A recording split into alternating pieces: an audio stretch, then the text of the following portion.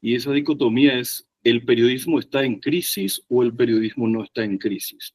¿El periodismo siempre ha estado en crisis o el periodismo no siempre estuvo en crisis, pero ahora sí está en crisis? Yo estudié el fenómeno desde hace por lo menos unos 15 años, y la primera reflexión que hacíamos cuando tratábamos de entender la crisis del periodismo era ponerle nombre y apellido y matiz a esta palabra que es un comodín de los medios, que es la palabra crisis. Entonces veíamos que realmente hay una convergencia de crisis en torno al periodismo. Y digo en torno al periodismo para no decir de manera sencilla que es una crisis del periodismo. Y esta convergencia de crisis tiene muchos elementos. El primero de ellos tiene que ver con la cuestión del periódico impreso en papel, que ha ido perdiendo espacio de manera primero paulatina, después muy acelerada, por una cuestión de costos. Antes, como ejemplo, el canillita o el voceador, le dicen acá al que, en México, al que grita los titulares del periódico y vende, ese se encargaba de vender casi el 80% de la tirada de los periódicos. Hoy en día casi ya no lo hacen. En el caso de México, si uno se suscribe para comprar un periódico impreso en papel, eso implica que alguien va a imprimir el periódico, alguien te lo va a traer hasta tu casa y le va a poner una bolsita por si llueve. Eso significa que ya el voceador o el canillita que vendía en una esquina y repartía masivamente el periódico casi ha desaparecido y se cambia a un modelo de distribución uno a uno que es muy costoso. Y eso hace que sea casi imposible la compra individual de un periódico, es decir, cuando yo quiero, sino cuando estoy suscrito. Ese es un primer problema. A esto viene añadido la cuestión del problema del sobrecosto de producir un periódico en papel, primero por una cuestión ecológica, cada vez es más caro producir papel, segundo por una cuestión frente a la convergencia tecnológica en comparación con lo que apareció primero como ediciones espejo en Internet, que era un PDF, a un periódico digital ahora. El periódico impreso en papel se volvió demasiado caro. Entonces se volvió caro de producir, caro de distribuir y caro para competir frente a otros medios. Después tenemos una crisis económica global que no nos ha dado prácticamente respiro, que hace que la gente en general deje de comprar el periódico porque ya no es una prioridad. Por lo tanto, entramos a un problema que tiene que ver con la crisis económica de la gente y nos han sacudido muchas crisis. Stiglitz dice que las crisis en América Latina son cíclicas, que realmente no es que haya una y la pagamos y después viene otra, sino que son como una rueda que permanentemente viven rondándonos.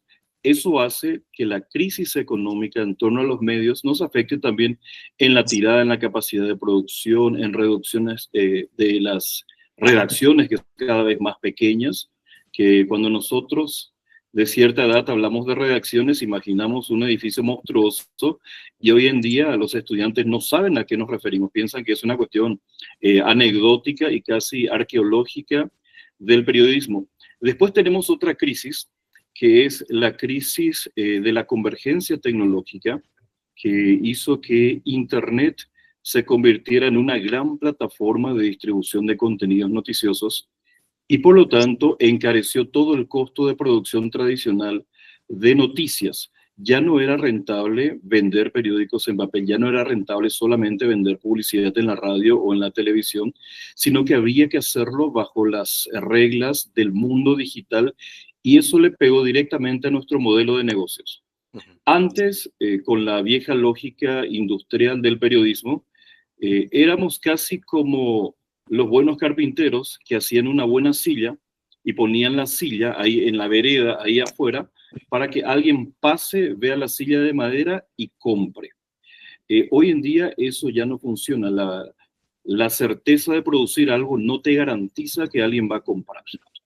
Y por lo tanto, el viejo modelo de negocios que teníamos, que funcionaba con una lógica industrial, se cayó, dejó de ser tan rentable, las redacciones de los periódicos se fueron achicando, la tirada de los periódicos también fue disminuyendo y apareció la gran esperanza, todavía no consolidada, del periodismo en Internet. Y digo no consolidada porque no hemos podido reemplazar el viejo modelo de negocios de la prensa impresa en papel, que era muy estable y era muy seguro, en Internet. ¿Qué sí logramos? Logramos muchos experimentos, algunos funcionaron muy bien, otros realmente no tuvieron éxito, algunos proyectos con una vida efímera, y por lo tanto estamos todavía en un momento, prácticamente 30 años después de la masificación de Internet, en un momento de experimentación de lo que le pasa a los periódicos y de lo que les pasa a los medios. Todos vemos Internet como la gran esperanza, como un mundo mucho más grande que el que teníamos cuando se trataba de tiradas locales. El mundo global es fascinante y gigante, pero todavía no hemos encontrado el modelo de negocios. Hay muchos, pero funcionan de manera esporádica para cada caso. Por ejemplo, el modelo del New York Times funciona de manera fantástica para el New York Times. Un modelo en el cual ya no se depende de la publicidad, sino depende del ingreso que generan los usuarios o los lectores. Replicar ese modelo a otros periódicos es muy difícil, a otros medios es muy difícil y por lo tanto es un modelo exitoso para el New York Times y tiene cosas que pueden utilizarse en otros modelos, pero eso está un poco complicado digamos, de aplicar. Y después hay otras crisis que siempre han estado, que rondan también al periodismo. La crisis de credibilidad eh, es una crisis muy profunda, ahondada precisamente por la cuestión de las redes sociales y las mal llamadas fake news, que son un oxímoron. Si fueran noticias no serían falsas y si fueran falsas no tendrían que ser noticias. Entonces, en un mundo en el cual todo es desinformación, la lógica nos haría creer que el periodismo sería más creíble, pero eso no está pasando. Es decir, hay una crisis también que tiene que ver con la credibilidad. También hay una crisis que tiene que ver con la precarización del trabajo de los periodistas. Es decir, antes un periodista era alguien que cubría la nota diaria y después iba a la redacción de un periódico y escribía una, dos, tres notas a lo sumo y salían al día siguiente. Hoy es un periodista que tiene que ir, tomar una foto, grabar un video, tuitear el adelanto, publicar una especie de avance y al mismo tiempo tratar de ganarle a la competencia, mantener calidad, ser profundo, etcétera.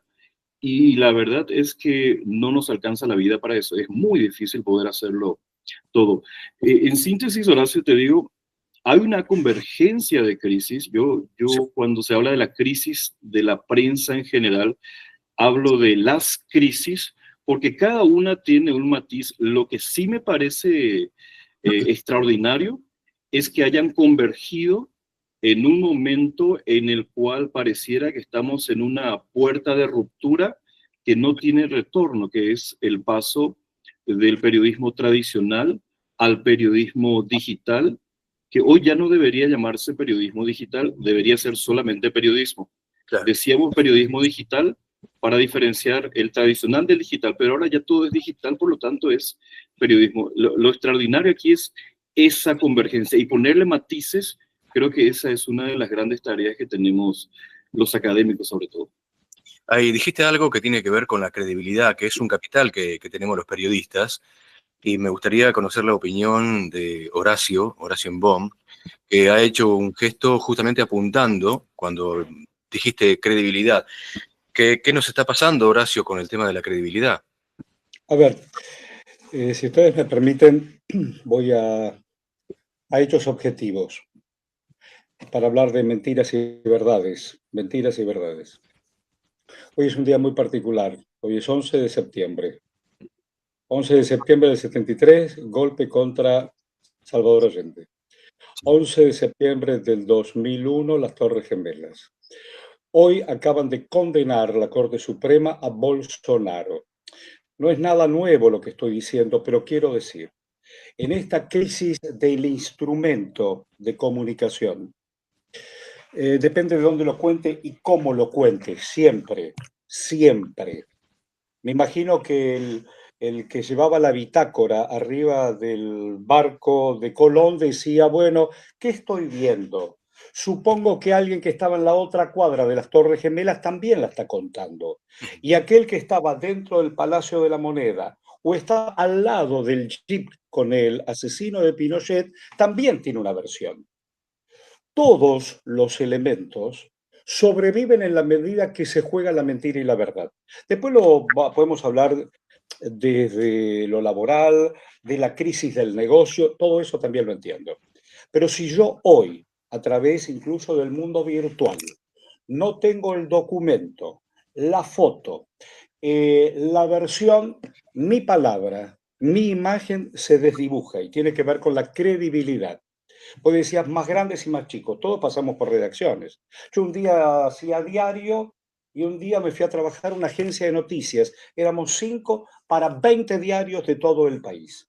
Después un día hice radio y había otros miles que levantaban la información de la mañana que yo leía en un diario, porque leía los títulos. Los títulos los tengo que generar yo. Yo no soy el generador incluso de la acción. Simplemente soy el que mira y cuenta como todos nosotros. Entonces, el negocio, hoy le han soltado la mano a los hacedores del negocio. Antes, digo, ¿qué es eso? No quiero caracterizar países ni empresarios, pero hoy en la Argentina los multipropósitos de los negocios determinan la editorial o la inclinación de la noticia. Y estamos jodidos, porque sale el sol, pero me están diciendo que es de noche. En estos días en la Argentina están circulando unos testimonios de un funcionario de cuarta, pero que pone en jaque el juego presidencial del propio presidente y de la gente que lo rodea. Entonces un juez lo mira, un juez lo escucha, pero si el juez es amigo del poder de turno o donde está el sol, ya sabemos cómo es la conclusión entre lo público y lo privado. Seguramente habrá un juez que diga, no, usted no se puede meter en la vida privada, porque el presidente, una cosa en la casa de gobierno y después cuando está en bata escribe y puede jugar con la moneda cripto. No, pero si se puso la banda para jugar en la cripto y el tipo la hizo, la choreó y la guardó. Entonces vuelvo para pasar el limpio. Tiene que ver con la mentira y la verdad. Después la salimos a vender, porque cada uno de nosotros nos ponemos una corneta en la cabeza y en la cola, y cada uno de nosotros va a comer. Aquel mundo que todos trabajamos hace 20, 30, 40, 50 años, eso no está más. Es decir, no están los escritorios. Pero estoy yo mirando en estos momentos, mientras quiero reconocerlos y memorizarlos a ustedes, tengo 3 pantallas abiertas para poder compartir con ustedes. Esto del cerebro que se abre. Antes estábamos de escritorio a escritorio, máquina a máquina. Venías de un partido de fútbol, che, ¿cómo te fue? No, pero yo estoy cerrando el tiempo y la temperatura. Está maravilloso, es cierto, eso no está más. La pandemia también fue una bisagra, donde cada uno de nosotros, con este mismo sistema, el Zoom, todos nos estamos viendo. El Zoom. Pero como yo hacía radio, estás haciendo radio, pero yo hacía tele, estamos haciendo tele. Después lo escribimos, tengo un montón de apuntes que acabo de escribir a medida que ibas hablando, Héctor. Es muy interesante, es apasionante nuestro oficio. Hay que buscarle la vuelta. Qué interesante, la convergencia que hablaba recién Héctor, ¿no? Y la vertiginosidad con la que hemos trabajado en las distintas redacciones. Yo, si bien hice gráfica hace muchísimos años, hacía en la redacción de las emisoras en las que he podido trabajar, tanto aquí en Mar del Plata como en la ciudad de Buenos Aires. También esa vertiginosidad de esperar la cabeza, ¿no? La cabeza es la primera noticia que va, y esperar hasta último minuto y salir corriendo a leer el informativo. Y las teletipos. Las teletipos, con esos chorizos de ibas con el cable. Acá tengo el último momento. Y a veces que venía... Maravilloso. ¿no? Y aparte, venía distorsionada la letra por la mala transmisión, venía todo distorsionado, tenía que estar adivinando qué cacho decía. Así se han cometido muchísimos errores. Yo tengo algunas anécdotas que tienen que ver con eso, ¿no? Hace muchos años alguien arrancó el cable y mientras estaba el informativo siendo leído al aire, va y le entrega eso de último momento y el informativista tenía que estar adivinando el jeroglífico que había ahí. Hablaba de un posible atentado contra el presidente Alfonsín y es algo, una presunción que había publicado en ese momento la revista Noticias. Una cosa que después tuvo que salirse a desmentir porque se había interpretado mal y el cable, que era de la agencia Telam, venía mal escrito.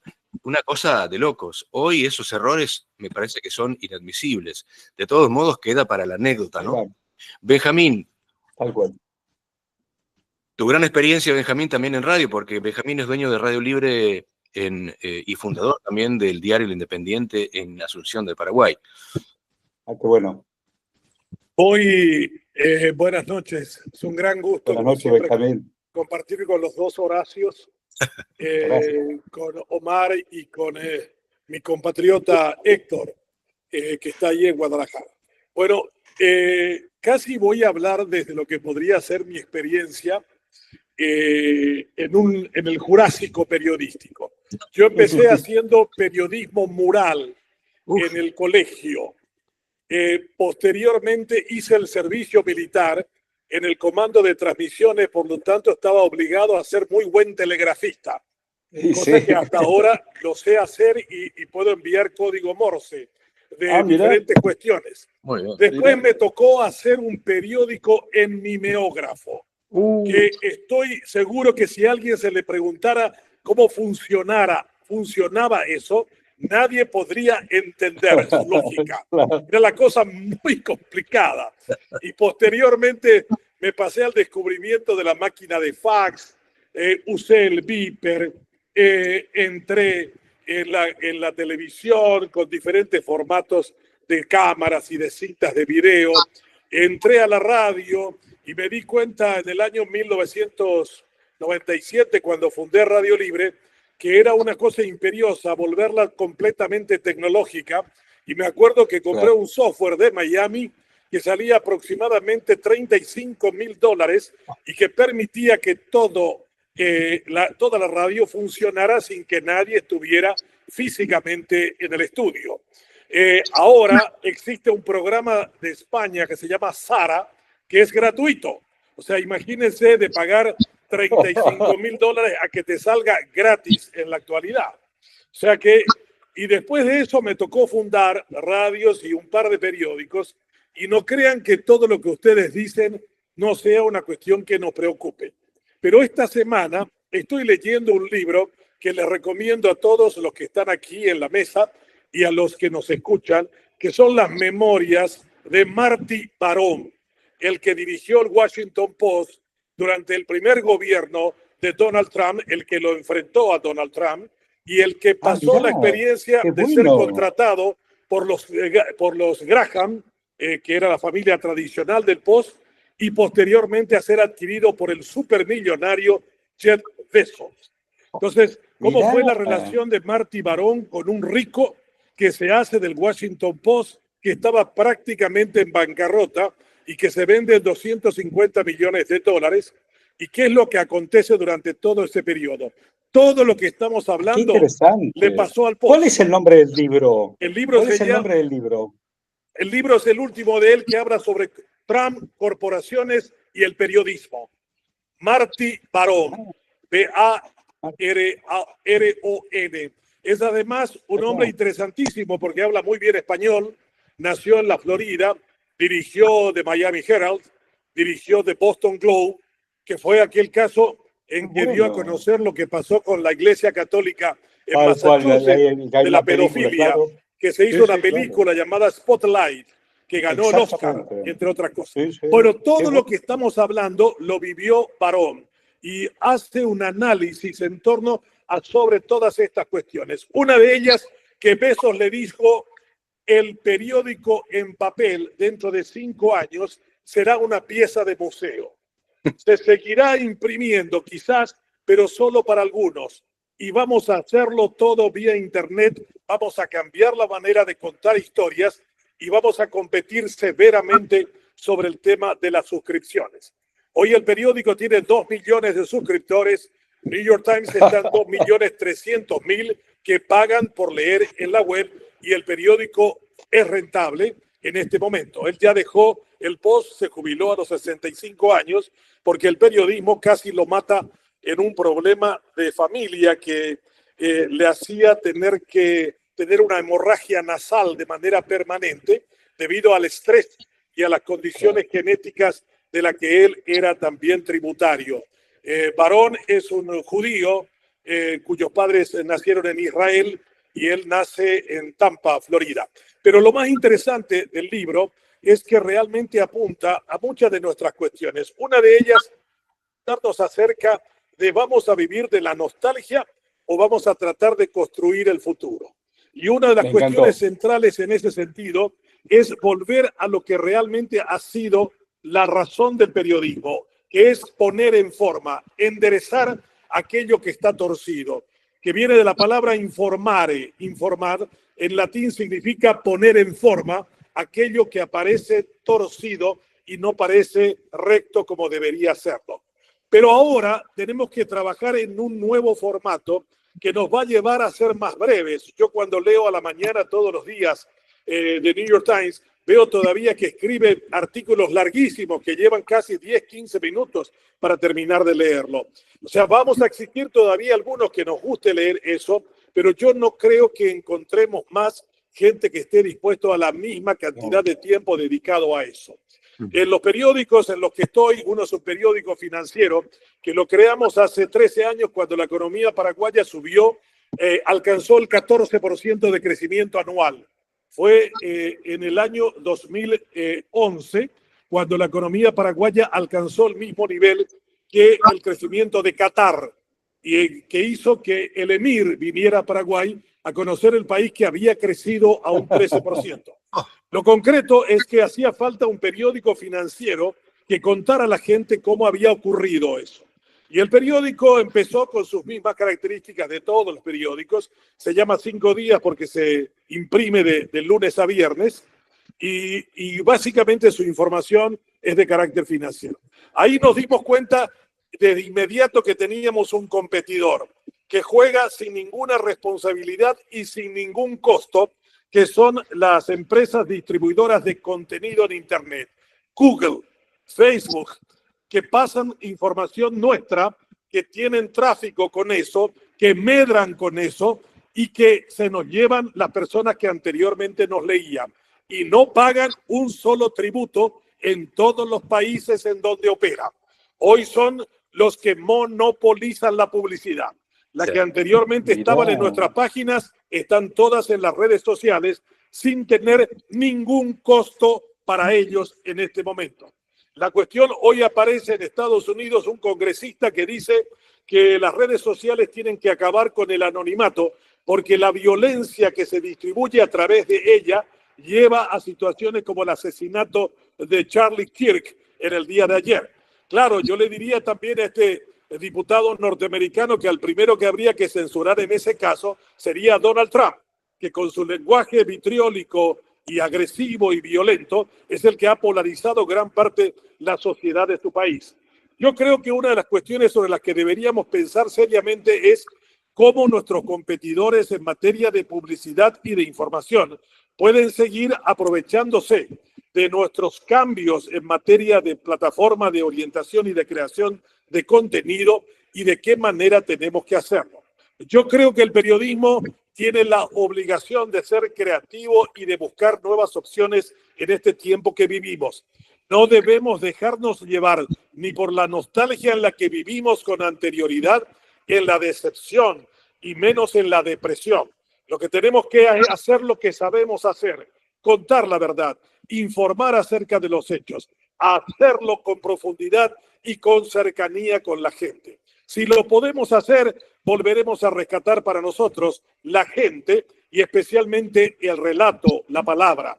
Cuando desechamos esa actitud y nos acobardamos ante el reto, estamos entregando el periodismo a todo lo que ya ustedes describieron. La mentira, la manipulación, la polarización y todo aquello que le perjudica no solo a la información, sino que le perjudica a la democracia y le perjudica tremendamente a la libertad. Sí, tiene mucho que ver Coincido con plenamente.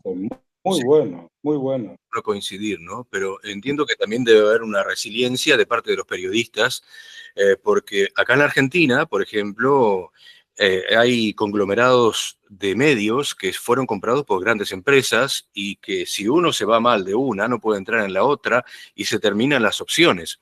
Ese es un gran problema, por eso requiere, además de una reinvención del periodista, y una resiliencia, ¿no? Pero además de eso, tenemos también la persecución de parte del poder político de cuando un periodista cuenta la verdad es perseguido, es amenazado, como ha surgido últimamente. Yo había invitado hoy a Liliana López Foresi, por ejemplo, que ustedes la deben conocer muy bien, una mujer que es una gran periodista, pero bueno, tenía algunos compromisos, quería decirlo igual, pero ella puede contar en primera persona cómo ha sido perseguida en la época del menemato, por ejemplo, que ella denunció la corrupción y fue corrida de Canal 13, canal para el que trabajaba en ese momento, ¿no? Y les costó muchísimo volver a ubicarse. Estuvo años fuera de los medios hasta que ahora está otra vez en carrera, ¿no? La verdad que es como para hacerle un homenaje a esta colega. Omar, tu punto de vista respecto de lo que hemos venido conversando.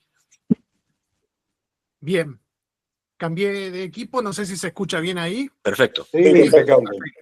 Bueno, estoy aprendiendo que eso me parece sumamente positivo, más aún en estos encuentros que nos propones, Horacio.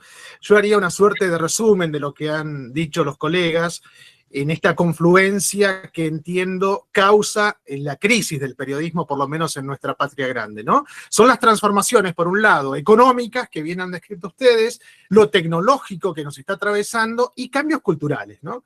Y de ahí me parece que es interesante esto que ustedes plantean como colapso de un modelo económico tradicional de los medios, que antes la publicidad hacía que el medio pudiera funcionar. Bueno, ese modelo ya no existe más. Coincido con lo que han planteado tanto Benjamín como Héctor. El otro tiene que ver con la cuestión cultural. Y estamos frente, comillas, dictadura, por respeto a lo que hemos pasado en nuestra patria grande con las dictaduras cívico-militares eclesiales, pero hay una suerte de dictadura del alcance y de la métrica, ¿no? Siento como que los nuevos colegas están muy atados a lo que dice la cantidad de tiempo que un lector permanece en la página, de las visitas, de los clics, y me parece que hay también una forma de encarar el periodismo. La tercera, que entiendo, de acuerdo a lo que han contado ustedes, tiene que ver con la concentración de la propiedad de los medios, ¿no? Que no es algo nuevo en nuestro país, no es algo nuevo en Latinoamérica, no es algo nuevo en el mundo, pero me parece que en los últimos años eso se ha exacerbado. Dejo también un punto para el debate y el análisis respecto a la pérdida de la credibilidad. Cuando yo me formé en los años 90 se hablaba del cuarto poder aquí en la Argentina. Bueno, hemos perdido algo de eso, me parece, producto de un periodismo que fue más cercano a la cosa empresarial que a la doctrina periodística de la cual ustedes bien han hablado. Es un punto crucial para el análisis. La otra cosa, la velocidad que ustedes también han planteado, ¿no? Esa velocidad de escribir que tenemos ahora, o de decir frente al micrófono, o frente a las cámaras, me parece que va en detrimento de la verificación. Y esa verificación, en tanto calidad de lo producido, también se resiente. Hay una precariedad, ni hablar del ámbito laboral, todo aquel o aquella que se haya desempeñado en los medios de información tradicionales sabe de qué estoy hablando. Hoy ya no basta con un solo trabajo, sino que la verdad que hay mucha rotación y mucho ejercicio de 2 o 3 trabajos para desarrollar el periodismo. Dejo 2 para el final, una que tiene que ver con una suerte de, yo lo entiendo así al menos, después ustedes me dirán qué piensan, pero una suerte de competencia desleal de las plataformas digitales, ¿no? Las redes sociales, los agregadores, los medios conectivos. Y la última, para mí trascendental. Hace muy poco tiempo, el Observatorio de Comunicación y Temáticas Sociales de la Universidad del Comahue, a la cual pertenezco, hizo un estudio aquí en mi zona, que es el Alto Valle de Río Negro y Neuquén, en la Nor Patagonia Argentina, preguntándole a diferentes grupos etarios, desde los 18 hasta los 60 años y más, cómo se informaba. Bueno, los más grandes compartían esto que lo hacemos nosotros, y bien dijeron ustedes. Vamos a buscar la información, sea en el diario, sea en la web, sea en la radio, en la televisión, sea en el streaming. Pero las nuevas generaciones ya han cambiado esa actitud. No van a buscar la información, sino que en ese devenir, en ese scroll infinito y continuo, les aparece la información. Claro. Se van enterando no por una motivación particular, sino porque va apareciendo esa información. Y ese me parece un profundo cambio cultural que deberíamos analizar. Por lo demás, sigo aprendiendo de ustedes, maestros. Qué maravilla esto último, sí, el cambio cultural, que muy pocas veces lo hemos tenido en cuenta. Le damos la bienvenida a Francisco Pancho para los amigos Fernández, de allí de Santiago. Bienvenido, Francisco. Hola, hola, ¿qué tal? Hola, muchas gracias por la invitación y por poderme estar acá. Es un placer, es un placer. Estamos allí primero con Horacio Embom, de aquí de Argentina, Héctor Farina, que está en México, desde la Universidad de Guadalajara. Lo tenemos a Benjamín Fernández Bogado, desde Asunción del Paraguay, y el que habló recién, Omar González, desde Río Negro, la Universidad del Comahue. Francisco, estamos desarrollando el tema a través de nuestras propias opiniones y conocimiento al que hemos accedido. Quiero hacer una pregunta a propósito. Sí. Para poder tomar lo que acaba de exponer Omar, y preguntarle a Javier. Ah, bien, me gusta eso, muy bien. Si uno con nuestro celular va mirando, sale el sol, hay una niña que prepara galletitas, y que hoy chilenos y chilenas encontraron en esa búsqueda que un 11 de septiembre del 73 hubo un golpe de Estado. Muy interesante. Es interesante, esto va a depender de cómo funcionan los algoritmos al final y de la plataforma que estén revisando. ¿Ya? Lo más probable es que, dependiendo de cuál sea la plataforma, en X sin duda, en TikTok no lo creo, donde mejor funcionan los algoritmos y lo que son digamos, las burbujas de ya las cámaras de eco. En Instagram es posible y dependiendo de cuál sea el perfil. Si es que tuvieron de alguna manera acceso a noticias y las han visto, o cuentas de medios de comunicación, probablemente que sí, que así sea, ¿ya? Pero el consumo, ese tipo de consumo que se llama consumo incidental de noticias, es algo que, claro, un fenómeno que ya lleva bastante tiempo. Fue primero, digamos, Eugenia Michelstein y Pablo Bukowski ya lo habían estudiado por ahí por el año 2018. Yo mismo tengo un par de artículos sobre el tema y los medios de comunicación, por lo menos aquí en Chile, lo conocen muy bien. Entonces, generan información aprovechando ya, o sea, teniendo en consideración que hay un consumo incidental.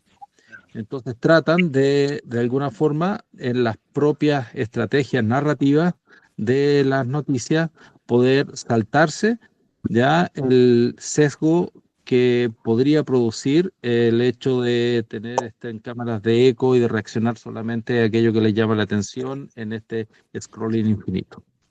Bien. ¿Alguien le quiere hacer alguna pregunta a Javier? A Francisco Javier, porque le dije Javier. Francisco Javier, parece así, no hay problema. Voy yo entonces. Francisco, ¿cómo se está viviendo el periodismo en Chile, el ejercicio del periodismo en Chile? Si hay libertad de opinión, de información, si los medios están concentrados en pocas manos. ¿Cómo se está viviendo la realidad del periodismo y su ejercicio allí en Santiago? Bueno, en todo el territorio chileno, ¿verdad? Sí, el otro día, hace como unas 2 semanas, cuando estuvimos en la presentación de los resultados del Digital News Report aquí en Chile, había tal vez 2 miradas, podríamos decir. Una es una bastante apocalíptica, ¿ya? Y apocalíptica y anclada también a los modelos de negocios tradicionales. Entonces, obviamente, los periodistas o editores que forman parte de casas editoriales, de medios de comunicación tradicionales, en especial de prensa, estoy hablando de la patronal, por ejemplo, la Asociación Nacional de Prensa, que reúne a todos los dueños a los medios escritos, claramente tienen una mirada muy pesimista y al mismo tiempo esperan que haya de alguna forma medidas que eviten el colapso o la continua baja de lectores en papel o en digital. Es interesante esto de la libertad el derecho a la información, lo voy a plantear así, más que la libertad de expresión, el derecho a la información, especialmente de determinadas comunidades etarias. Ya aquí en Chile no existen más allá de 2 diarios que son de la Casa Editorial del Mercurio, que venden el diario en papel. O sea, tenemos Las Últimas Noticias, que es un tabloide, y el Mercurio. Y si quiero leer el diario en papel, si no quiero leerlo, o no puedo, o no sé, o por mi edad, mis condiciones, ¿no? Solamente tengo estas 2 opciones. Es bien lamentable en ese sentido. Puede haber algunas otras ediciones en regiones, por ejemplo, de diarios regionales que todavía imprimen, ¿ya? Pero la generalidad, lo general es que no hay un acceso en ese soporte. Entonces, ahí yo veo una cierta miopía de parte de las propias empresas, tal vez, claro, obligadas por un tema de costos, pero hay que decirlo, también es como una tecnomiopía porque sienten que todo tiene que ser digital, todo a través de una app, todo a través de dispositivos portátiles como celular, cuando la verdad que el consumo de información y del periodismo propiamente tal está actualmente no está concentrado en el celular, sino que vive lo dice Henry Jenkins, vive en una multitud de interfaces por todas partes. Entonces, concentrarse en una sola y pensar que ahí está todo, no, el propio Jenkins dice que esa es la falacia de la caja negra. Nunca vamos a tener todo en una sola parte. Es muy difícil que lo tengamos todo, vamos a terminar utilizando distintos dispositivos. Y aquellos medios que entienden este principio, siendo digitales, pero teniendo una apuesta de presencia en todos los puntos de contacto con la cotidianidad de las personas, son las que tienen éxito. Y ahí estamos hablando, por ejemplo, en el caso aquí en Chile de Mega, un canal de televisión que tiene un departamento de prensa muy consolidado y que está haciendo una labor de estar presente en diversas plataformas, todas digitales, ¿eh? Pero igualmente se preocupa de estar aquí, de estar en la web, de tener los mensajes de TikTok y adecuar lo que son las estrategias narrativas, o sea, sus propias narraciones para llegar a los determinados públicos según la plataforma. Y lo ha hecho bastante bien. Tanto sí que es la que está en primer lugar de rating y de consumo en general. ¿Cuál es el nombre? Mega, ¿cómo dijiste? Mega. Mega. Tal cual, Mega. Y el informativo se llama Mega Noticias. El segundo, podríamos decir, es Canal 13, este lo deben conocer, histórico, que era de la Universidad Católica, pero ahora es privado. Y el otro que está tratando de iniciar una iniciativa también un tanto convergente es Chilevisión. Chilevisión es de capitales estadounidenses, es de Viacom. ¿Bien? Entonces, te hago una pregunta. ¿El Estado gobierno tiene un canal? ¿Hay un canal del Estado? Hay un canal público, sí, Televisión Nacional de Chile, es un canal público, pero que está ahora, sigue siendo, pero está en debate público continuamente porque está en una crisis económica bastante grande. Sí, Omar, estabas esperando una pregunta. Sí, hay pero dos puntas súper interesantes que trae Francisco que quisiera en algún momento, si podemos tocar. Citaba Francisco a Bukowski y Pablo Bukowski habla de algo que me parece interesante, ¿no? Las audiencias, si bien tienen esa posibilidad de producir información, contenido y enviar a través de los medios conectivos o las redes sociales, en términos de noticiabilidad, espera que lo haga alguien profesional, o sea, nosotros y Claro. nosotras. Eso me parece un punto interesante. La otra que también traía Francisco, respecto a la comunicación territorializante, ¿no? Hay agendas, en cada país debe pasar eso, en nuestro, aquí en Argentina no escapa a esta lógica, agendas muy concentradas en las grandes urbes. Entonces me parece que hay una gran posibilidad para el ejercicio periodístico de mirar qué pasa acá a la vuelta, ¿no? ¿Qué pasa acá en el Alto Valle de Río Negro y Neuquén, por ejemplo, que ahora tenemos más o menos 10 grados centígrados y esta noche va a bajar la temperatura y esa baja de temperatura, esas heladas, puede complicar toda una producción de peras y manzanas. Eso no aparece en la agenda mediática nacional e internacional, pero sí es sumamente importante para nosotros aquí en la zona. Hay una oportunidad, me parece, de ejercicio periodístico. Exacto, ahí lo de territorializante, ¿no? Yo pregunto, nosotros ya evaluamos las causas de la crisis del periodismo en Latinoamérica. ¿Y cuáles serían, según el criterio de ustedes, las consecuencias que podría sufrir aquella audiencia, aquella gente del público, a partir de esta crisis, ¿no? Las consecuencias que podrían sufrir las personas. Además de, bueno, hablamos hoy, hicimos un sobrevuelo sobre las noticias falsas, las fake news, que es un oxímoron, como dijo Héctor. ¿Cómo ven ustedes las posibles consecuencias? No se peleen. Bueno, podríamos partir tal vez por lo que por lo que indiqué yo, para decir que hay consecuencias de abandono de determinados públicos.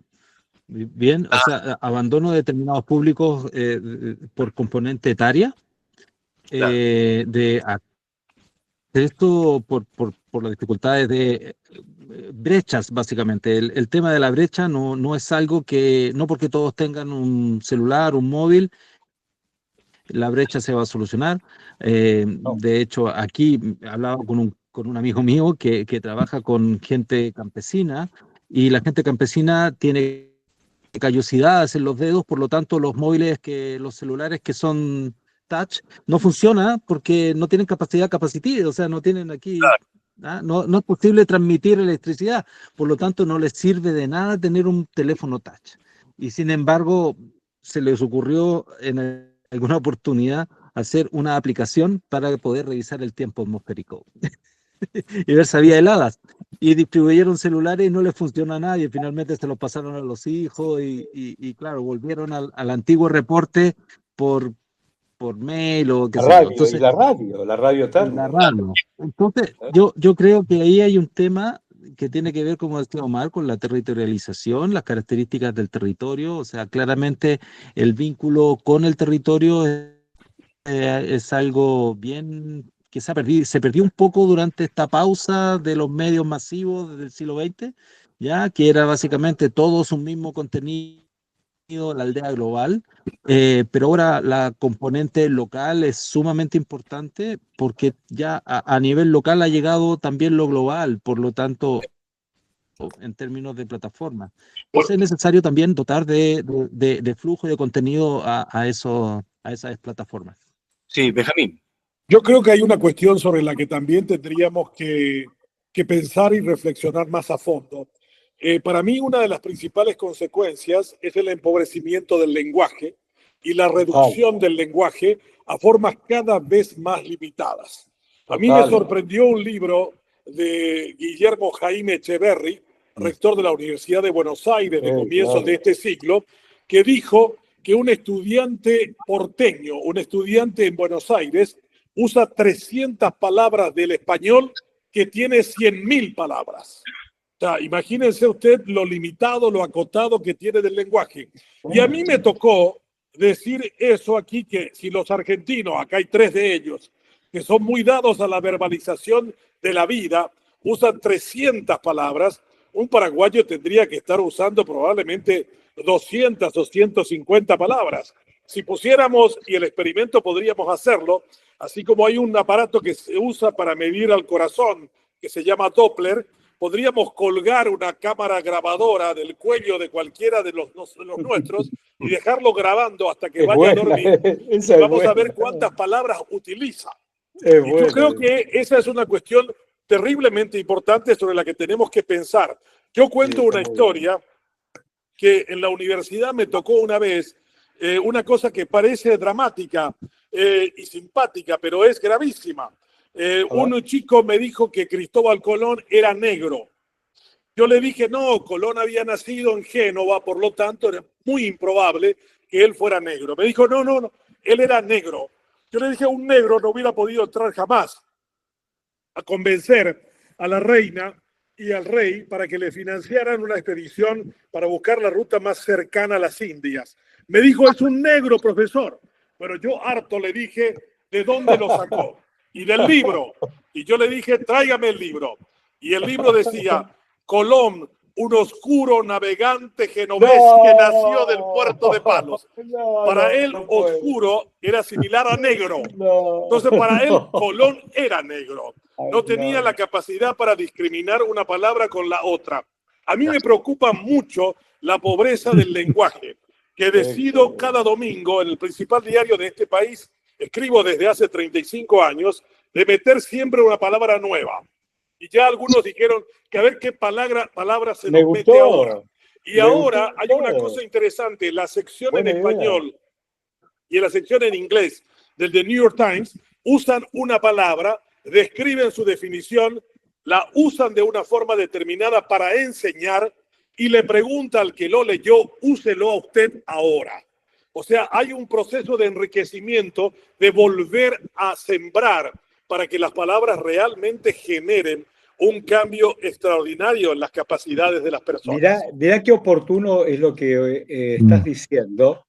Después de ayer del asesinato de Charlie Kirk, Time salió con una tapa poniendo nush, es decir, suficiente, basta de violencia política, pero puso una sola palabra y tiñó toda la tapa de rojo, que era la sangre que simboliza este asesinato. Es muy interesante lo que acabas de contar. Bueno, en esto de incorporar un nuevo debate. Me encantó.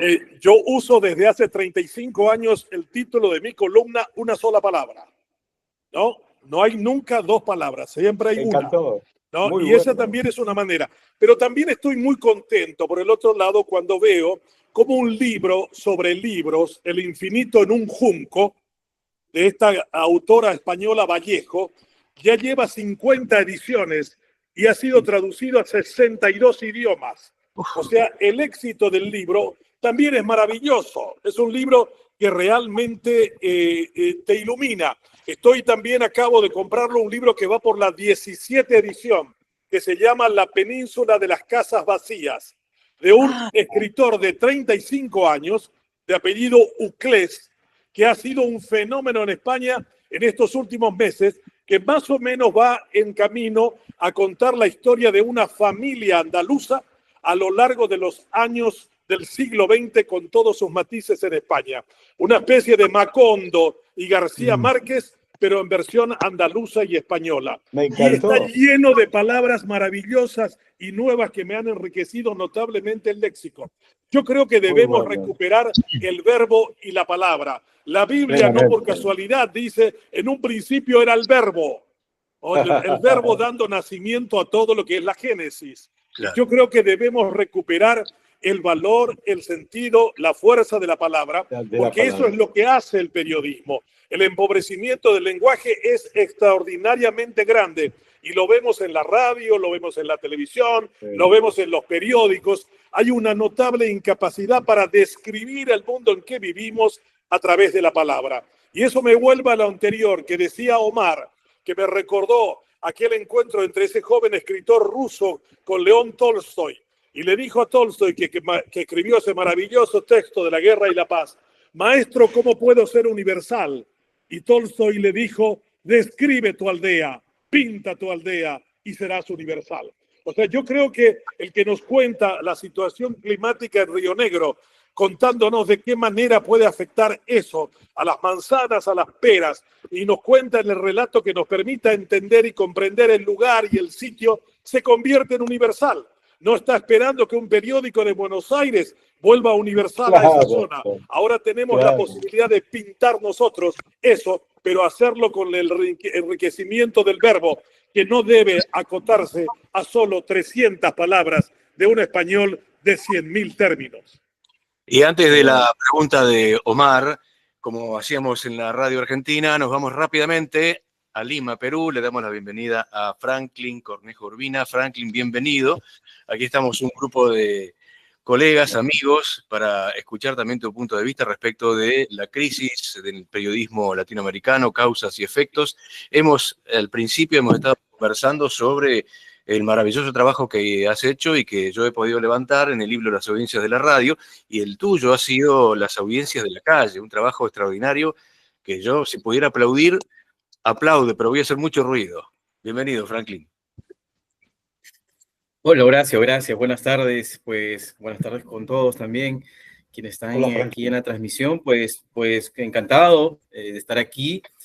Y bueno, por supuesto, no es muy grato pues comentar la situación del periodismo en Latinoamérica, pero yo puedo hablar más de mi país, Perú. En este momento estamos viviendo un deterioro del periodismo, pero pese a que vivimos en una situación de concentración mediática, debo decir que el periodismo de investigación da la cara y logra contrastar, ¿no es cierto?, los monopolios, o en todo caso el monopolio que se tiene aquí en el país. De hecho, gracias al periodismo de investigación se han logrado destapes importantes, ¿no?, que han llevado a expresidentes de la República ante el Poder Judicial y a la cárcel, ¿no? Entre ellos, por ejemplo, la hija de Alberto Fujimori y también algunos presidentes vinculados al caso Lava Jato, ¿no? Los casos de Lava Jato, los casos de Lava Juez, los casos de los cuellos blancos del puerto, donde hubo magistrados involucrados en unas escuchas y que fue develado por el periodismo de investigación, pues da cuenta de un periodismo que es fuerte aquí en mi país, ¿no? El periodismo de investigación, y que en este momento lamentablemente estamos viviendo una situación de amedrentamiento de la democracia y bueno, y estamos plantando la cara, pues de alguna manera, porque tenemos unas elecciones muy próximas, el próximo año, en abril 2026, con 43 partidos políticos que van a disputar la presidencia de la República, y donde, bueno, los movimientos de ultraderecha y los discursos autoritarios dan la hora, ¿no? Entonces, creo que es el reflejo también de lo que estamos viviendo en América Latina, ¿no? Pero que, sin embargo, me parece que desde por ejemplo, programas como estos, donde se puede discutir acerca del periodismo y sobre todo el periodismo que tiene que ver con la defensa del discurso democrático, ¿no? En las investigaciones que he realizado, pues encuentro que aquellos periodistas que defienden el discurso democrático logran contrastar los monopolios y la corrupción, y logran, por supuesto, posicionar una agenda pública, una agenda ciudadana, ¿no? Logran también contrastar con esos poderes fuertes, monopólicos, de agendas concentradas, ¿no? Y como además del ejercicio del periodismo de investigación, que también acá hay que destacar, acá en Argentina también el periodismo de investigación está surgiendo y desvelando muchas acciones de corruptela en el actual gobierno. Y es muy interesante destacarlo eso, el periodismo de investigación también allí en Perú. Y en general, en lo cotidiano, el ejercicio de la profesión en Perú se ve, digamos, limitado, se ve condicionado, además de, por supuesto, de la concentración de medios que hay en manos de unos pocos, pero en general el periodista tiene miedo, se autocensura. ¿Cómo es el panorama? Bueno, sí, ahora vivimos en un contexto de miedo, sí, o sea, no nos olvidemos que estamos en un régimen, pues, autoritario, respaldado por grupos de poder en el Congreso de la República, donde hay mafias, ¿no? Y entonces hay miedo, hubo protestas sociales contra la presidenta de turno, Dina Boluarte, a inicios del 23 y 24 también, con muertos, ¿no? Y eso ha generado miedo, ¿no? Y bueno, si uno lee, pues, las narrativas vinculadas a estos grupos políticos, digamos, de ultraderecha, donde hay polarización, donde hay posverdad, ¿no? Donde hay populismo, tiende a utilizar el miedo, ¿no? Es que esa es como, decimos nosotros, como el menú o el combo, ¿no? Que se propone para generar una narrativa de miedo, ¿sí? Pero por eso digo, y mencionaba los periodistas de investigación que se han ido agrupando en medios independientes. Puedo hablar de IDL Reporteros con Gustavo Gorriti, puedo hablar de Ojo Público, ¿no? Puedo mencionar a Convoca, puedo mencionar a Huayca, a Epicentro, ¿no? Donde justamente hay colegas periodistas que se han empeñado y se siguen empeñando en contrastar estos poderes fuertes. Últimamente, Pedro Salinas y Paolo Ugaz, que acusaron a un grupo religioso muy fuerte, los sodalicios de vida consagrada, que llegó hasta el Vaticano y que el Papa Francisco disolvió, ¿no? Claro. Entonces, digamos que en Perú, bueno, tenemos una historia de violencia, lamentablemente, y de miedo, ¿no? Hemos vivido la violencia política, el terrorismo, ¿no? Pero yo creo que es parte, digamos, de las batallas que tenemos que luchar por la democracia, y en este momento sí que necesitamos estar fuertes y estar claros con que el periodismo forma parte de una cultura democrática, y eso no debemos olvidar, ¿no?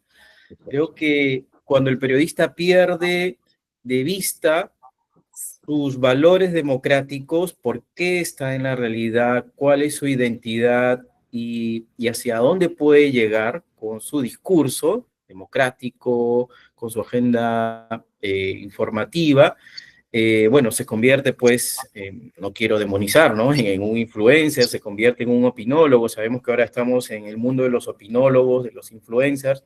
Bueno, hay influencers interesantes, por cierto, pero bueno, también sabemos que hay que estar en el ecosistema digital y tratar de también incluir estos discursos en la, digamos, en el debate, en la conversación cotidiana. Y algo más, ¿no? Lo que les estoy diciendo forma parte de observatorios de medios que trabajamos en la universidad, forman parte de reportajes de investigación de largo aliento que trabajamos también, y bueno, de artículos académicos que por ahí logramos trabajar y publicar, y que ha revisado en su momento Horacio, ¿no? Sí. Que muy gentilmente me ha invitado. Muchas gracias, Horacio. Es un enorme placer. Llego un poquito tarde porque estoy justamente acabando una clase, sí. Es un enorme placer tenerte aquí. Ya hace rato que pensaba en una conversación contigo y de tu participación en alguno de los conversatorios. Ahí Omar González, que te lo presento, es docente de la Universidad del Comahue, es también catedrático.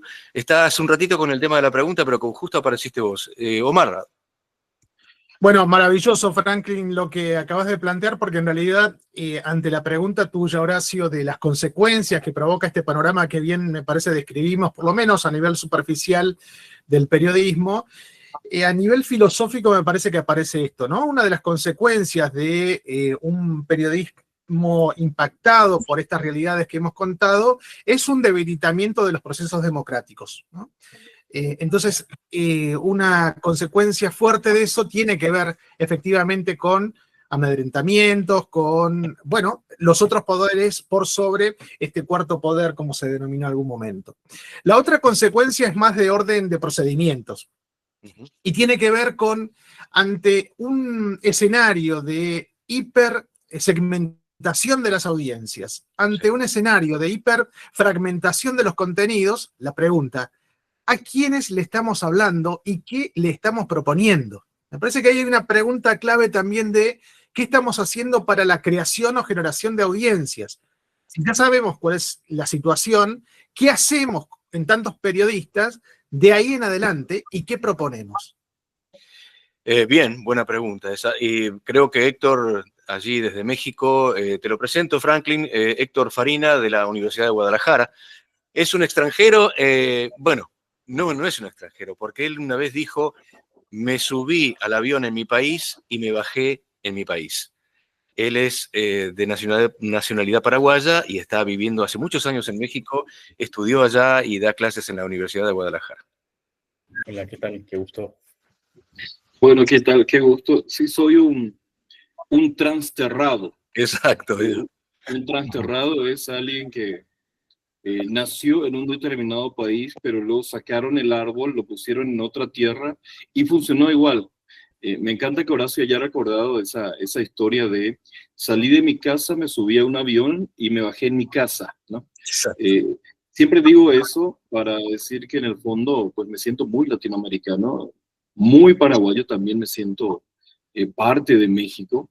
Y algo que me parece interesantísimo, con la provocación que nos hace Franklin y también Omar González hace un rato, sobre estos cambios culturales, hay una crisis también que tiene que ver con el cambio de las audiencias, que no es una crisis menor. Si lo miramos en el tiempo, es la crisis entre el lector de un periódico, que era el que veía, leía, y un usuario. Y el usuario de hoy usa la tecnología y tiene todo el poder de manipular, de controlar, de cambiar. Y pasamos de un lector que anteriormente compraba el periódico, se sentaba, se tomaba un café, lo abría in extenso y lo ojeaba y leía lo que quería, a uno que ahora es interactivo, migrante, fugaz, selectivo, que es absolutamente cambiante, que es tremendamente intolerante. Yo les suelo preguntar a los estudiantes, ni siquiera necesito verbalizar, les digo, si ustedes quieren ver el gol de un partido y está el video y ustedes le hacen clic y les hago así, ¿cuánto aguantan? O sea, cuando aparece el circulito y alguien me dice 3 segundos, 5 segundos, 10 segundos, y si no, ¿qué hacen? Y nos vamos y buscamos en YouTube o buscamos en otra parte, buscamos en un reel, en TikTok, vemos el gol y se acabó. O sea, hay una intolerancia hacia la espera y hay una infidelidad que hoy ya no se puede llamar así, pero para nosotros es una infidelidad con el medio, con la marca, con el que nos daba la noticia. Ya no están casados y por lo tanto ya no es infidelidad porque ellos ya no sienten que haya un compromiso. Simplemente se van. En este caso, en esta convergencia de la crisis, en el caso de las audiencias que son hiperselectivas, que son hiperfragmentadas, que bien nos plantean el caso que dice Omar de que son tan hiperfragmentadas que no sabemos realmente a quién le estamos hablando, pero tenemos una certeza, ya no le hablamos a todos como creíamos con la televisión, que en los años 50 aparecía un programa en la televisión y toda la familia se juntaba a ver ese programa. Hoy en día no, es imposible, cada quien consume rápido de manera selectiva y esto nos plantea un problema de difícil solución. El problema es que por un lado tenemos audiencias que son hiperfragmentadas, migrantes, selectivas, que quieren contenidos digeridos, rápidos, no profundos, y por lo tanto pareciera que la tendencia del periodismo sería estar donde están las audiencias. O sea, si pensamos, publico algo, difundo algo, pero eso no me garantiza que me vean, porque nuestros jóvenes ya no van al periódico. Van a TikTok, ven en Facebook, ven un reel en Instagram. Es más, Facebook ya provocó un éxodo hace tiempo porque ahí estamos los padres y los abuelos y entonces ese viejito se fueron a otro lado. Por lo tanto, publicar en un medio ya no garantiza que lo vean. Hay que ir hacia ellos. Exacto. Y pareciera que la respuesta es, hay que estar donde están las audiencias. Pero aquí viene otro problema. Corrimos tanto detrás de las audiencias para tratar de hablar como hablan las audiencias, con el lenguaje que hablan las audiencias, que caímos en prácticas que dañan nuestra credibilidad, como el clickbait, es decir, poner una noticia con un título engañoso en TikTok, en alguna parte, diciéndoles, haga clic aquí y venga a mi periódico para que pueda leer. Una vez, 2 veces, 3 veces ya es mucho. Después de eso ya no hay credibilidad. Por lo tanto, el problema es, si nos quedamos publicando solamente a nuestra vieja usanza, no van a venir a vernos. Pero si corremos desesperadamente detrás de ellos, terminamos deteriorando la calidad del periodismo y nos parecemos más a los influencers que no son periodistas, a los que buscan el clic fácil, a los que engañan con fuegos de artificio. Y otra vez caemos en el problema. Hace un par de años me entrevistaron en un periódico de Córdoba y la pregunta más difícil era sobre si los periodistas podíamos ser influencers, porque toda la redacción estaba dividida con ese tema. Y yo les dije, el sueño de todo periodista es ser como un influencer en el sentido de tener el alcance y el impacto, pero no siendo influencer, sino siendo periodista. Claro. O sea, haciendo periodismo con criterio viste y que el otro te escuche, ¿no? Viste, Héctor, que ahora el tema de los streaming es la historia. Yo soy un señor muy grande, tengo 73 años. En esta semana me llamaron unos jóvenes para hacer streaming. Decí lo que quieras, hacé lo que quieras. Digo, en realidad es una radio abierta con una cámara que uno lo ha hecho 1000 veces. Yo no voy a encontrar el tiempo del streaming. Sí, al contrario, queremos su tiempo, su silencio. Entonces dije, ellos me están buscando como periodista, más allá de mi personalidad o de cada uno de nosotros. Yo estaba escuchando atentamente tu recorrido en libros, Benjamín, y estaba pensando en Don Tolstoy y también en el señor Barón. Pero yo tengo también libros. Aquel que nunca leyó, pero sí vivió, le puedo hablar. Hoy es el Día del Maestro, por ejemplo, en la Argentina. Por Sarmiento, un señor que... Sí. Educación, colegio y todas esas cosas. Pero digo, veo que hay espacios con la pandemia donde hay chicos que nunca fueron a una escuela y estudiaron a través de la radio, a través de la tele, y hablan lo que hablan y dicen lo que dicen y pueden lo que pueden. ¿Cómo le cuento yo hoy que es de noche? Si a lo mejor nunca vieron el sol. Este es el tema. Yo me quedo ahí en un punto y igual coma. Hay una posibilidad ahí, Horacio, me parece. Discúlpame.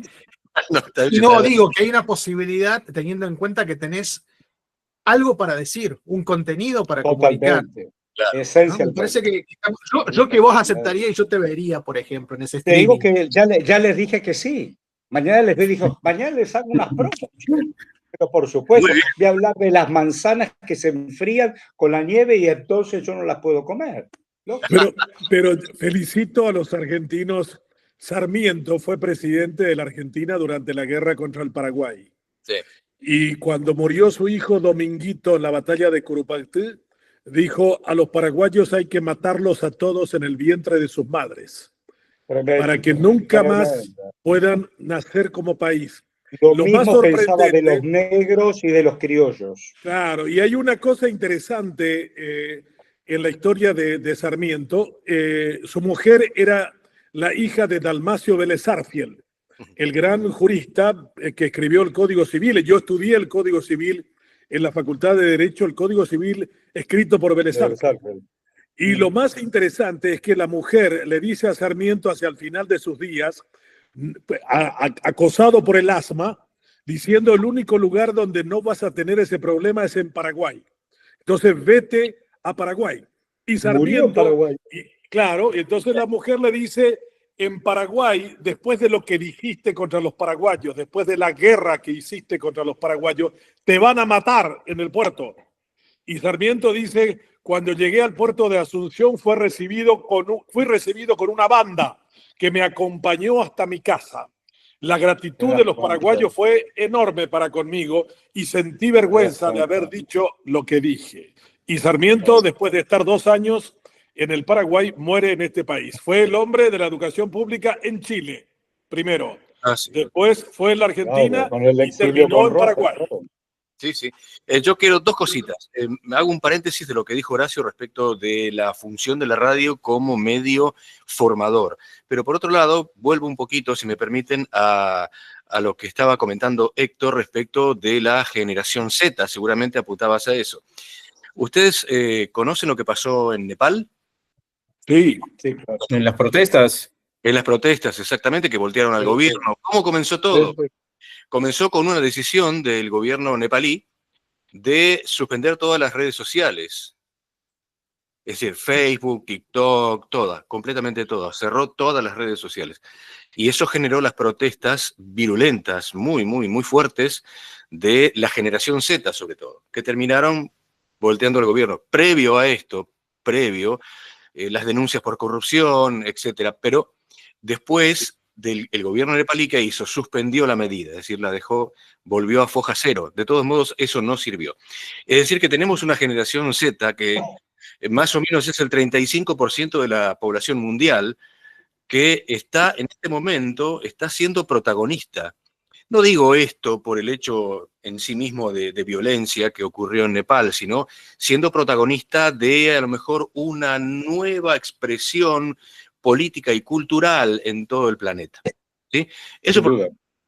Ahora yo vuelvo a lo que dijo Horacio sobre el rol formador de la radio. Yo tengo un punto de vista que puede ser debatible, pero yo creo que hoy la radio argentina, la que escuchamos en las grandes ciudades, no es formadora, no está cumpliéndose la premisa de medio informador, formador y, bueno, me olvidé la otra palabra, yo también soy un señor grande, porque ya no forma, excepto en algunos lugares más remotos del país, donde la radio territorial, la radio local, es sumamente importante y es educativa, como lo ha hecho en algunas regiones durante la pandemia, que a través de la radio se enviaban consejos de cómo cuidarse de la afección que generaba la pandemia. El gobierno que tenemos ahora está haciendo una gestión para cerrar los medios públicos, que en realidad son medios del Estado Nacional, pero de todos modos son públicos. Eso genera justamente la clausura de un derecho para aquellas poblaciones más pequeñas que necesitan de la radio, de los mensajes de la radio, y en las zonas, por ejemplo, del noroeste argentino, de la Patagonia, del NEA, zonas muy remotas donde se necesitan de los mensajes de la radio. En la Patagonia se conoce como mensajes al poblador rural, donde a través de la radio se informa la llegada de un medicamento, de la ambulancia, de un pariente, de un familiar, porque hay mucha población rural y lo único que hay como medio de comunicación y como red social es la radio. Allí el medio se transforma en formador y en educador.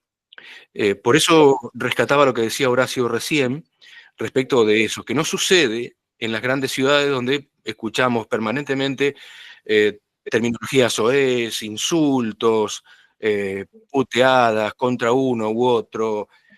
Eso es bastante escatológico y produce rechazo en las audiencias que no por ahí el conductor del programa que profirió un insulto, tal vez no lo registre, no se da cuenta, pero sí es cierto. Yo a veces, consumo mucho streaming de video y algunos programas hay una persona en una emisora de punta de Buenos Aires que permanentemente, y ahí apunto a Benjamín, que sistemáticamente la palabra, obviamente, permanentemente, cada dos palabras, obviamente, obviamente, obviamente, pero no es tan obvio todo. Es más, he visto en el chat que le decían, por favor, no repitas tanto la palabra obviamente. En la riqueza que tenemos en nuestro idioma castellano, puede haber un sinónimo de obviamente. Entonces, que juegue con una u otra, un sinónimo u otro, pero que no repita tanto obviamente. Y eso es producto de la falta de lectura, me parece a mí, y de la falta de interacción. Claro, y de la falta de interacción constante con otros colegas o con personas, en mi punto de vista. Creo que, bueno, ahí tengo la adhesión de Horacio, que justamente es falta de lectura. Bueno, no los quiero aburrir con esto. ¿Quién sigue? Francisco Javier, que está en Santiago de Chile, hasta ahora ha permanecido expectante y testigo de esta conversación, pero él ¿no es cierto? Estás muteado. Ahí Sí, está. no, estaba escuchando muy atento a lo que comentaban y básicamente a este tema de la alfabetización, ¿no? De, de las personas, de la audiencia, de cómo se va empobreciendo el lenguaje. Yo ahí no sé, ¿ah? Yo tengo una cierta, una tensión interna, porque al mismo tiempo estoy muy de acuerdo con lo que indican y eso que estamos hablando en Chile, donde prácticamente podemos hablar con una sola palabra, como ustedes saben, ¿ya? Con una sola palabra la transformamos en verbo, sustantivo, prácticamente todo, artículo, adjetivo, etcétera, adverbio también. Pero siempre, Y terminando con po. Sí. siempre terminando, sí, a veces sí, con el po, pero a lo que iba yo, que el tema del lenguaje, yo creo que es necesario siempre ponerlo sobre la mesa, ¿ya? De la riqueza del idioma, estoy sumamente de acuerdo con la riqueza de nuestra lengua, del español. Sin embargo, creo también al mismo tiempo que hay una evolución, ¿no? Que las lenguas no son anquilosadas, sino que van evolucionando, van surgiendo neologismos, etcétera. Y nosotros, en cierta manera, los periodistas somos, es bien curioso, ¿va? Pero tal vez nosotros somos una especie de heraldos, ¿ah? Verdaderos guardianes el lenguaje a la larga, porque tenemos que estar tan atentos a la riqueza propia, ¿ya? Para poder dar cuenta lo más exactamente posible que se pueda llegar a tener con la mayor granularidad una descripción de una determinada realidad, pero tenemos deontológicamente, desde el punto de vista ético, tenemos que lograr también que las personas lo entiendan. Bien, y comprendan lo que se les está diciendo y se enganchen, los emocionen, los muevan, que se vayan moviendo con nuestra narración, con nuestra historia.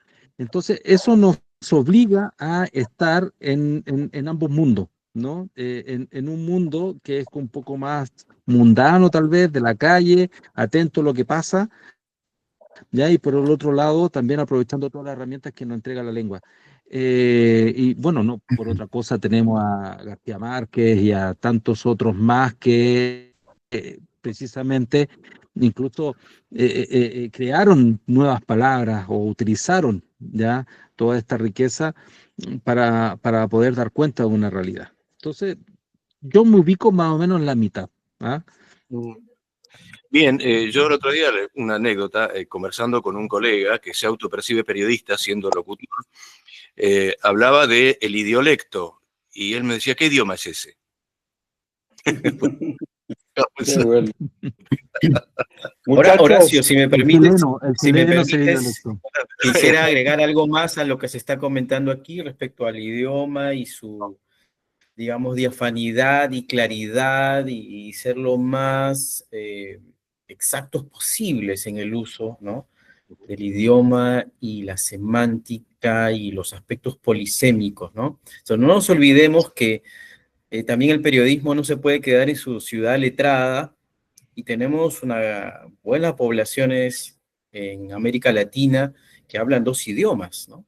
Sí. En mi país, quechuas, los aymaras, y hay como 50 pueblos en mi país que hablan lenguas originarias amazónicas, que hablan perfectamente sus lenguas, pero no hablan muy bien el español, pero tienen una riqueza cultural, ¿sí? Que en muchos casos, aquellos que están en las ciudades y hablan bien el español dicen, oye, tú no hablas bien español, tú a mí no me tienes que contar nada porque no te entiendo. Pero cuando uno escucha, y lo digo porque he participado de espacios donde realmente yo quedo fascinado, ¿no? De memorias e historias, ¿no? Con unas matrices culturales impresionante respecto al cuidado de la naturaleza, de los ríos, ¿no? Digo, aquí hay unos saberes, unos conocimientos que no se comparten y que en muchos casos, y sabemos históricamente, estos pueblos han estado replegados, aislados, porque no hablan bien el español, ¿no? Entonces, creo que allí también tenemos una función como periodistas de invitarlos, incorporarlos, decirles, bueno, ok, tenemos dificultades para hablar el español, pero somos empáticos, ¿no? Tenemos que compartir y establecer esos puentes para entendernos, porque si nos damos cuenta, gran parte de nuestra América Latina tiene ese problema de la desigualdad justamente porque no nos entendemos y hay quienes se creen mejores que los otros, ¿no? Y ahí empiezan las diferencias, ¿no?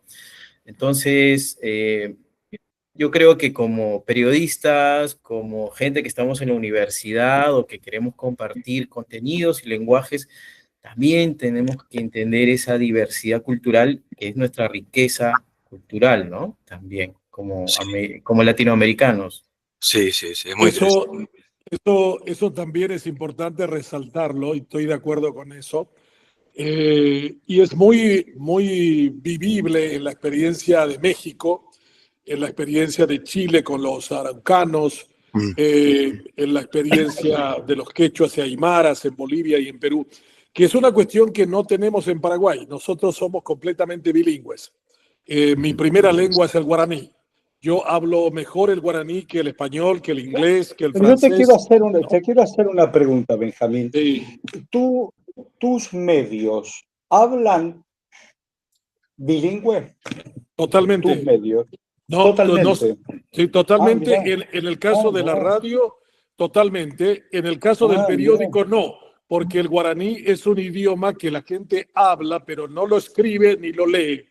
Ahora, desde que hemos puesto en la Constitución del 92, que es lengua nacional, se enseña a leer y se enseña a escribir. Pero todos nosotros en este país, no funciona este país sin el guaraní. O sea que acá, si tú no hablas guaraní, tú no puedes vivir en el Paraguay. Bueno, mira, yo quería tener la oportunidad de conducir o compartir pantalla o radio. Tendré que empezar a hacer mi curso. No, tienes que comenzar y te tengo que decir de pirumana, m. Esa y catula y apoyan de 10 paraguayos, dive. Eso significa tienes que comenzar a hablar el guaraní si quieres trabajar con nosotros aquí en el Paraguay. Lo voy a hacer. Héctor, ¿cómo andás con el guaraní, Héctor? Shea y Catoma, Benjamín, yo puedo trabajar con él. Sí, igualmente bilingüe, aunque en mi caso del revés, mi primera lengua fue el español, la segunda el guaraní, porque yo todavía soy de los hijos de la última parte de la dictadura, cuando el guaraní estaba proscrito, prohibido, condenado, silenciado, y entonces te enseñaban primero español. Por lo tanto, aprendí primero español y el guaraní se aprende en la calle, se aprende para irte a la escuela, a jugar fútbol. Dos anécdotas rápidas sobre lo que están hablando sobre el lenguaje. La primera, cada vez que viene Benjamín a Guadalajara, siempre viene con un libro y una provocación. Y hace más de 15 años vino con La tragedia educativa de Guillermo Jaime Echeverry. Sí. Y para mí fue un libro muy provocador. Claro, me lo regaló Benjamín y lo puse en mi oficina porque yo era el director de la carrera de periodismo.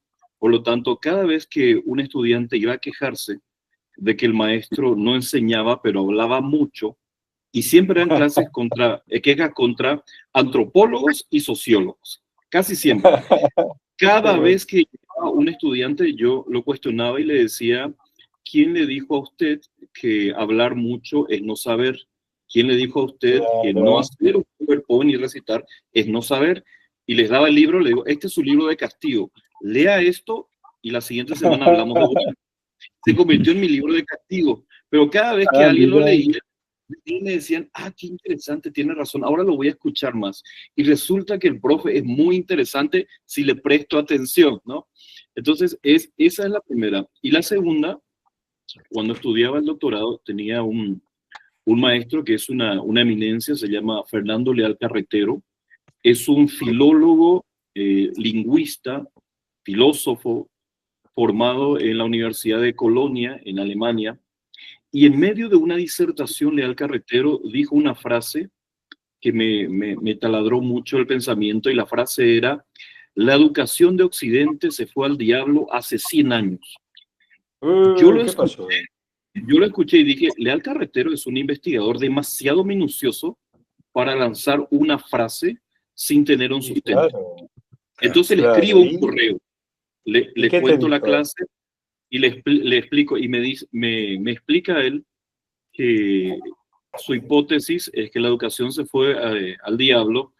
Entre otras cosas, me habló primero del trividio, en la forma tradicional de los griegos de formar, en matemáticas, saber medir y contar, geometría, filosofía y retórica. Y me explica él que su hipótesis es que la retórica, que era muy popular en tiempos de los griegos, también de los romanos, desaparece en una gran parte de la Edad Media, se queda fundamentalmente en las iglesias y monasterios, aparece en la Edad Moderna hasta el siglo XIX, donde se desvanece misteriosamente y desaparece de todos los planes de estudio de Occidente hasta prácticamente inicios del siglo XXI, cuando hay algunos interesados. Parece el libro de Humberto Eco, En nombre de la rosa. Exacto, exacto. Pero lo curioso de este caso, cuando él me habla de la pérdida de la retórica como una causa de que la educación de Occidente se fue al diablo, su evidencia, él que es un científico, me dice, la única evidencia que tengo, y me gustaría investigar más, es la calidad de lo que escriben los periodistas. Y me muestra evidencia de hace 100 años, la calidad de los textos, la profundidad de los textos era muy superior a la que hoy leemos en los periódicos. Bueno, esa es la única evidencia que tengo. Los discursos parlamentarios, ¿o viste lo que son los parlamentos? Los congresos nuestros, donde la pobreza del ida y vuelta se va deshilachando en palabras. Quiero... Molestando un poco a Benjamín, los abogados, la calidad del discurso de los abogados de hace 100 años frente a la de ahora, ¿no? Horacio, querido anfitrión, y a cada uno de ustedes, ha sido maravilloso. Tengo que ir a hacer un programa. Le digo muchísimas gracias. Salgo más rico en conceptos y en esta cuestión humana, y me quedo pensando en todos los apuntes de ustedes. Muchas gracias. Gracias, Horacio, y gracias a cada uno de ustedes. Estoy a disposición cuando lo quieran, ¿eh? Gracias. Gracias, Horacio. Un gusto. Hasta siempre. Adiós. Omar.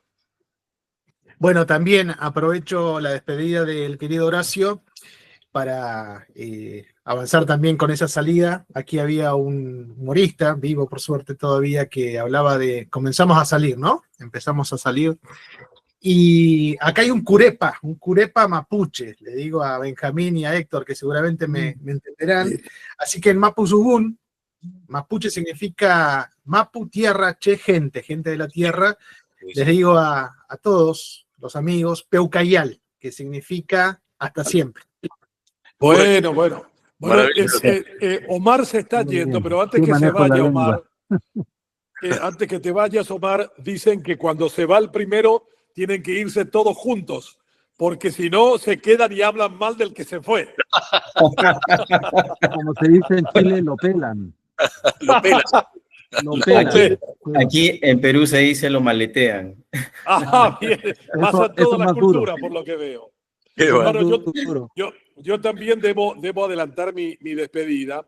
Les agradezco muchísimo. Voy a estar en la tierra de Franklin el 1 de octubre, dando una conferencia en el Salón de los Espejos de la Municipalidad de Lima, en el Día del Periodista Peruano. Hermoso, y a la tarde una conferencia en la Universidad San Ignacio de Loyola.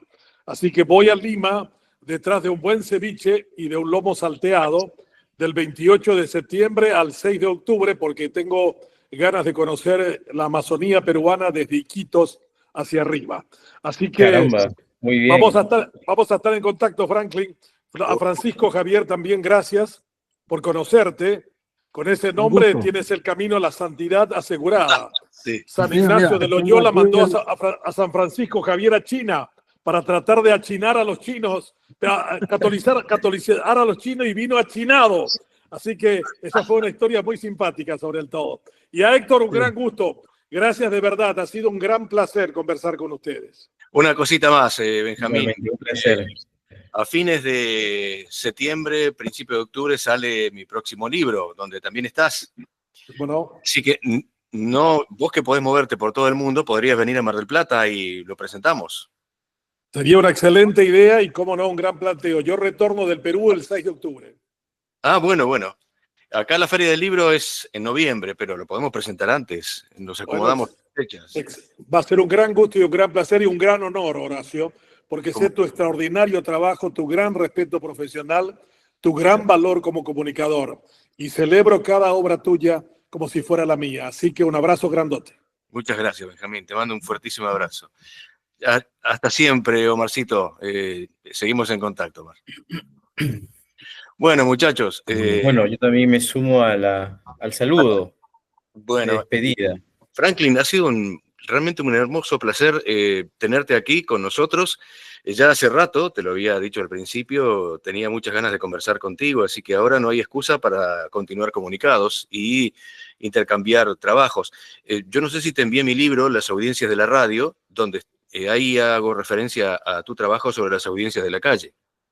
No lo recibí, no tuve el gusto. Te voy a mandar Pero entonces, quedo atento. te mando el PDF por WhatsApp. Así lo tienes. Perfecto. Francisco, Pancho para los amigos, Sí. ha sido un enorme placer conocerte, Un escucharte gusto conocerlos también. y estar en contacto. Así que en cualquier momento, bueno, yo voy a intercambiar contactos, si ustedes me lo permiten, para que entre ustedes supuesto. Sí, claro, con mucho gusto. se comuniquen y haya proyectos nuevos y compartidos.